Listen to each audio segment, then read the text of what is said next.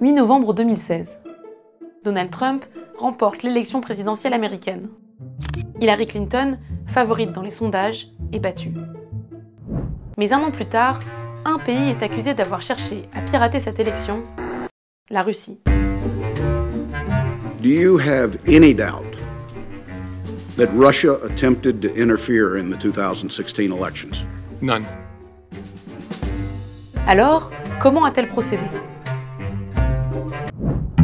D'abord, en diffusant des messages de propagande sur les réseaux sociaux. Pendant la campagne électorale américaine, des centaines de milliers de contenus de propagande ont envahi les réseaux sociaux. Leur but?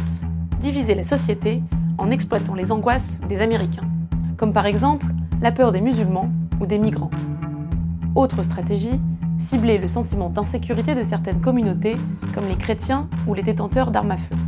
Or, à l'origine de la plupart de ces comptes de propagande se trouve une seule entité, l'Internet Research Agency, une entreprise russe soupçonnée d'avoir agi au nom de Moscou. Entre 2015 et 2017, sur Facebook uniquement, 126 millions d'Américains ont été ciblés par ces contenus, soit la moitié de l'électorat américain. Deuxièmement, en piratant les emails du Parti démocrate. Juillet 2016, Hillary Clinton vient de remporter l'investiture du Parti démocrate face à Bernie Sanders.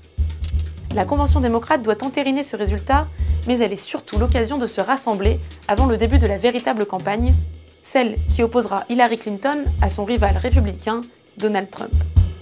Mais les choses ne se passent pas comme prévu. Des emails internes du Parti démocrate fuitent sur Wikileaks. Ils révèlent que certains cadres du parti, censés garantir l'impartialité de la primaire démocrate, étaient pro-Clinton et ont pu chercher à l'avantager dans sa course à l'investiture. Résultat, la fuite provoque la colère du camp Sanders et propage dans l'opinion publique l'idée que l'élection était truquée. 6 mois plus tard, on apprend que ce sont des pirates russes qui ont fait fuiter les emails des démocrates à Wikileaks, et ce, grâce à un potentiel intermédiaire américain. Les services de renseignement américains identifient les Russes qui ont donné les emails du Parti démocrate à Wikileaks. Or, depuis des mois, les services secrets américains soupçonnent la campagne Trump et le gouvernement russe d'avoir conclu un accord. That includes investigating the nature of any links between individuals associated with the Trump campaign and the Russian government. Si aucune preuve de cette collusion n'existe aujourd'hui, on sait désormais que plusieurs proches de Donald Trump connaissaient l'existence de documents compromettants pour Clinton. Les dossiers de la Russie sur Clinton? J'adore, dit Donald Trump Jr.